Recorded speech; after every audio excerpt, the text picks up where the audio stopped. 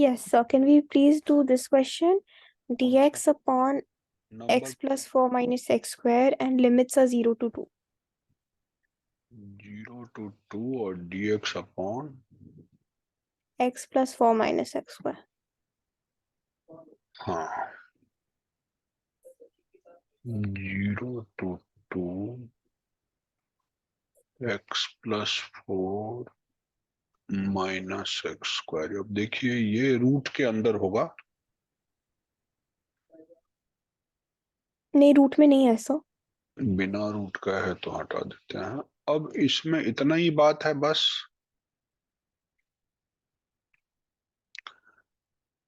Negative common ले लीजिए। क्यों ले लेता हूं निगेटिव कॉमन?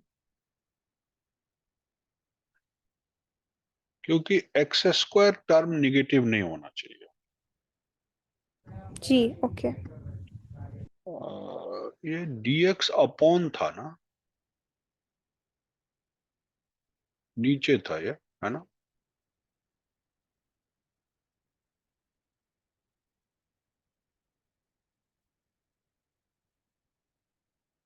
मैं इसमें कर रहा हूं, निगेटिव हटाना चाहता हूं, तो निगेटिव जैसे ही चेंज करेंगे ये बनेगा एक्स स्क्वायर, ये बनेगा एक्स और ये बनेगा -4। करेक्ट है?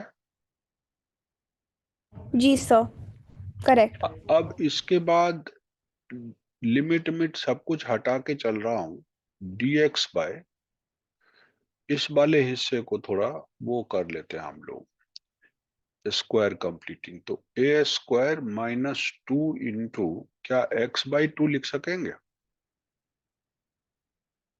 और plus yes one sir. By two का स्क्वायर इसमें जोड़िए, और 1/2 का स्क्वायर माइनस कर लीजिए जो पढ़ा रखा हूं स्क्वायर कंप्लीटिंग में, और ये वाला हिस्सा -4 यहां जोड़ के रख लीजिए। इतना काम कर लिए।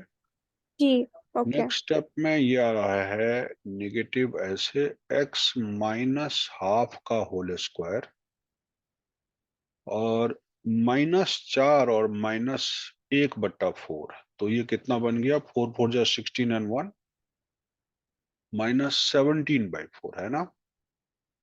जिसे आप √17/2 का होल स्क्वायर लिख सकते हैं। और अब ये जो निगेटिव रखे हुए थे उससे इस साइन को बदल दीजिए। तो जब बदलेंगे तो ये वाला पॉजिटिव बन के आएगा यहाँ, जी, और ये वाला निगेटिव बन के आएगा। अभी तक लिमिट का हमने कोई प्ले विले नहीं किया। अब मैं कहूंगा कि ये जो x के लिए 2 दिया हुआ है अपर में, ये तो x के लिए दिया है, और आप ये x -12 को t मान लीजिए, तो dt तो dx ही आ गया। जी, तो आप 2 -12 को t मान रहे हैं। 2 2 जा 4 में से 1 गया, t अपर लिमिट में क्या ले रहा है? 3/2। इसी जी, तरह लोअर लिमिट में x के लिए 0 दे रखा है, और आप तो x -12 को t माने हैं, तो t इक्वल टू 0 -12, तो t बन गया -12। लोअर लिमिट -12 दे दीजिए, और सवाल चलाइए -12 से लेकर कहां तक? 3/2 तक। dx को लिखेंगे dt, रूट में 17/2 का स्क्वायर, लिमिट सिमिट चेंज हो गया, और इसको अब t लिख सकते हैं ना। हम्म, अब हमको वो फॉर्मूला दीजिए जो कहता है dx/a² - x²। आपने कभी पढ़ा होगा पिछले एक्सरसाइज में, शुरुआत में, वो यस सर, लॉग दिस वाला। Is 1/2a log a plus x upon a minus x तो plus c. अब मैं अगर लिखूं तो 1/2a मीन्स 2 इंटू √17/2, 2 2 कट गया, log a - x, log a - x/a plus x बोले थे। log a plus x a upon a minus x plus c. a plus x upon a minus x plus c. अच्छा, c लिखने की जरूरत ही नहीं है इसमें, क्योंकि हमारा ये डेफिनिट इंटीग्रल है। डेफिनेट वाला है। 1/2a वगैरह लिख ही चुका हूँ। इस लिमिट को मैंने कैसे चेंज किया है समझ में आ गया ना आपको। इसको हम्म मिटा दो ना, हम हटा देते हैं उसको। अब हम सारी वर्किंग इधर करते हैं, क्योंकि मुझे इस t को अब इसमें लिमिट डालना होगा। निगेटिव हाफ यहाँ डला हुआ है और ऊपर 3/2 डला है, यही ना। हम्म 1/√17 को यही रहने दीजिए और यहाँ लॉग में लिखिए 17/2 तो कांस्टेंट ही है, और प्लस t के लिए 3/2 लिख सकते हैं, अपॉन फिर 17/2 कांस्टेंट ही है, माइनस t के लिए 3/2 लिख सकते हैं। एक तो ये हुआ, ये अपर हम्म लिमिट का खेल हो गया, है ना। और माइनस लॉग, अब लोअर लिमिट का प्ले देखिए। √17/2, यहाँ कई बच्चे गलती करते हैं, लोअर लिमिट अपर लिमिट में मिक्सअप कर देते हैं। आप पहले लोअर कर लीजिए, अपर कर लीजिए पहले, और माइनस फिर से पूरा फंक्शन लिख के, और प्लस। अब इस बार प्लस के बदले तो आपको माइनस माइनस प्लस हाफ लिखना पड़ेगा ना। हम्म अपर लिमिट के बदले लोअर लिमिट लिख रहा हूं, और यहाँ √17/2, और यहाँ निगेटिव निगेटिव प्लस हाफ लिखना पड़ेगा। हम्म और अब हम लोग जो लिख पाए यहाँ पर, निगेटिव हाफ लिखने से एक बार क्या बन गया, ऊपर बन गया निगेटिव, ये निगेटिव बनेगा बच्चे, क्योंकि प्लस है वो। अब इसका एलसीएम एलसीएम लेकर लिखा जाएगा। तो 1/√17 तो आ ही गया। ऊपर बताइए क्या आ रहा है, लॉग 3 + 17/2, 3 - 17 लिख दूं।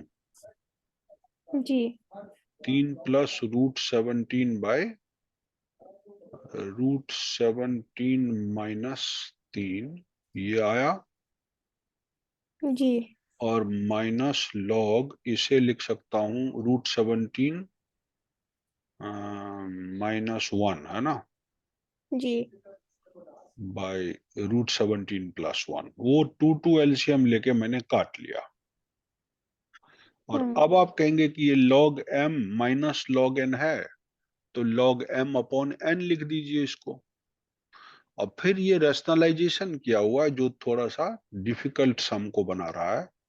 आप log m अपॉन n लिखेंगे तो m तो ये है पूरा, n ये है, तो 3/3 + √17/√17 - 3, और डिवाइड करेंगे तो कौन ऊपर जाएगा, ये ऊपर चला जाएगा, जी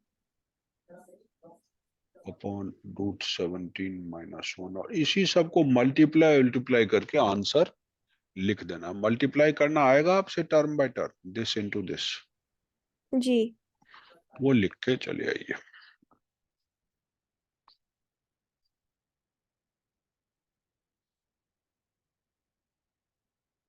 इन सबों को टर्म बाय टर्म करेंगे तो √17 + 3 तो एक आ रहा है, और √17 + 1 आ रहा है दूसरा। इनको करेंगे तो टर्म बाय टर्म करेंगे, √17 × 17 आएगा, 3 × √17, 1 × √17, और 3 × 1। तो ऊपर 20 + 4 √17 आ रहा है। जी 1/√17 बाहर है, और जब इसको आप मल्टीप्लाई करते हैं तो ऊपर लॉग में 20 + √17 आ रहा है मल्टीप्लाई करने से, और नीचे इन दोनों को अगर आप करेंगे तो ये 20 - 4 √17 आ रहा है। जी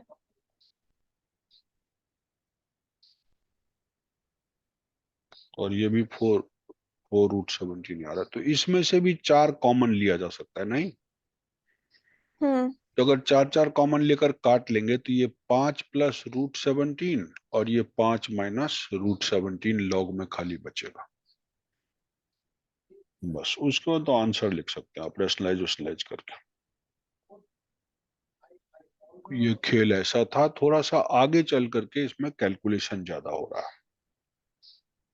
और कोई बताएं।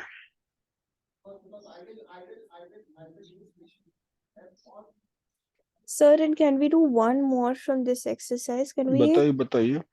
मैं बस देख रही हूँ कौन सा है जो मेरे लिए tricky हो सकता है। जो अभी नहीं करे वो मैं भी कर लूंगी इसके बाद। 7 तो इज लाइक दिस ओनली, तो इस मेथड से मैं कर सकती हूँ। 8 कर लेते हैं। हाँ, 8 में प्रॉपर्टी का प्ले फिर भी आ रहा है, और वो डेफिनिट इंटीग्रल भी है और लिमिट चेंज भी है। देखिए 8 में प्रॉपर्टी का प्ले इसलिए कह रहा हूं कि e⁻² वाला खेल है। देख लेता हूं एक बार।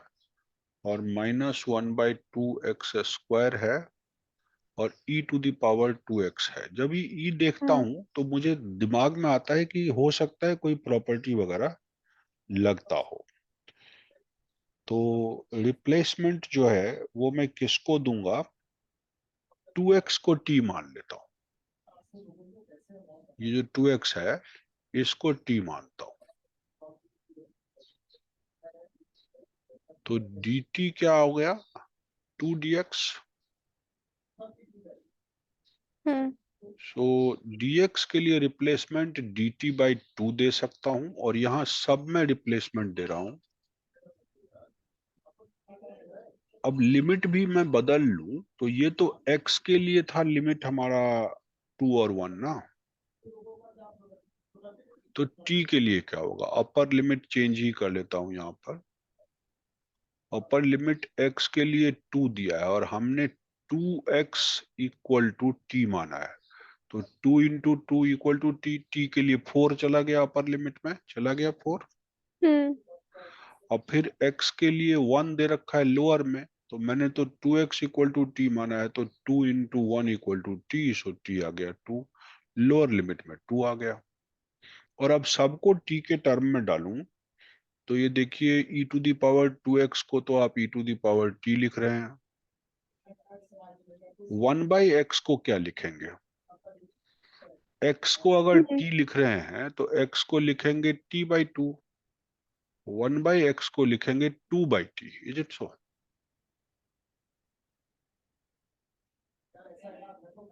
जी। या आप ऐसा कर लें 1/t/2 लिख दें, चलेगा? हाँ जी। x okay. के लिए। और -1/2x² को 2 × t/2 का स्क्वायर लिख देता हूँ। 2 × यही t/2 का हम्म।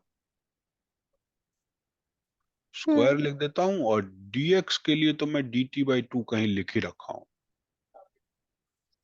ये ले लिया बाहर। तो अब इसमें हाफ बाहर आया, पूरी तरह से सम पिक्चर में आया कि e⁻t। और यहां प्रॉपर्टी का थोड़ा सोच लगाऊंगा कि क्या पता fx इसको मानने से f'(x) वो तो नहीं आ जाता। हम्म।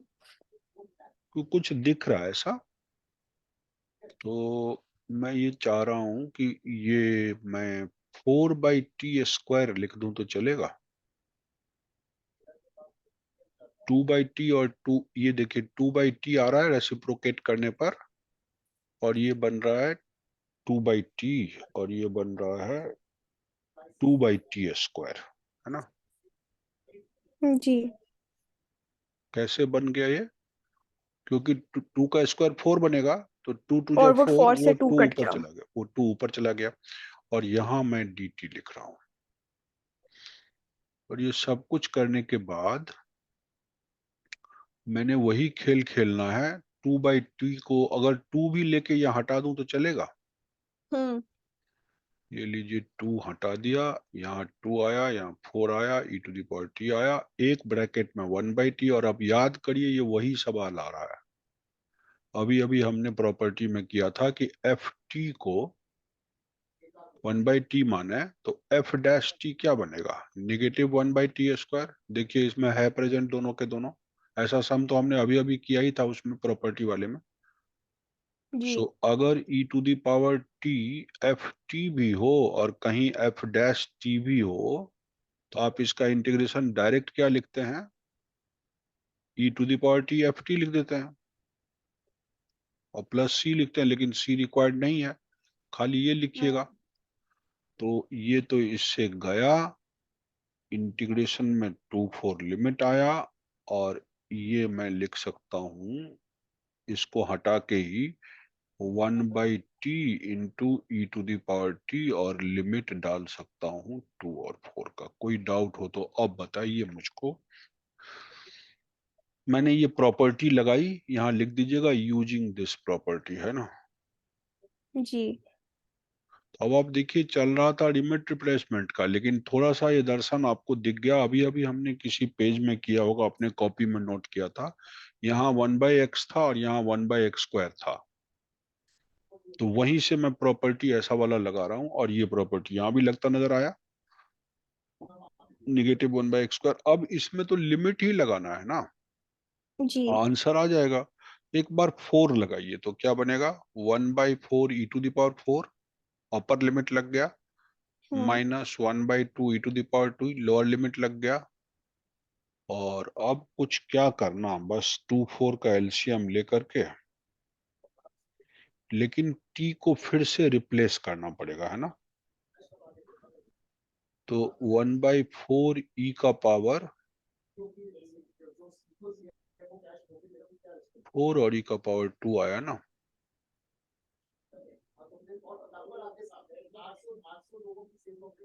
कितना बन गया ये, आप यूं समझिए, e² कॉमन ले लें तो 1/4 e² -1/2 भी ले लेता हूँ, 1/2 और यहाँ आया e² -2/2। हम्म। यही आंसर, ये लिख सकते हैं कि e² बाहर, e² -2/2 टू जा 4, इतना लिखकर अगर छोड़ आए तो हमारा काम बन गया। ठीक है सर, अब थैंक यू। ऑब्जर्व करने की ये बात है कि ये प्रॉपर्टी वाली सवाल हम पहले भी एक्स में किए थे, देख रहे हैं, और वो जी। यहाँ भी टकरा गया।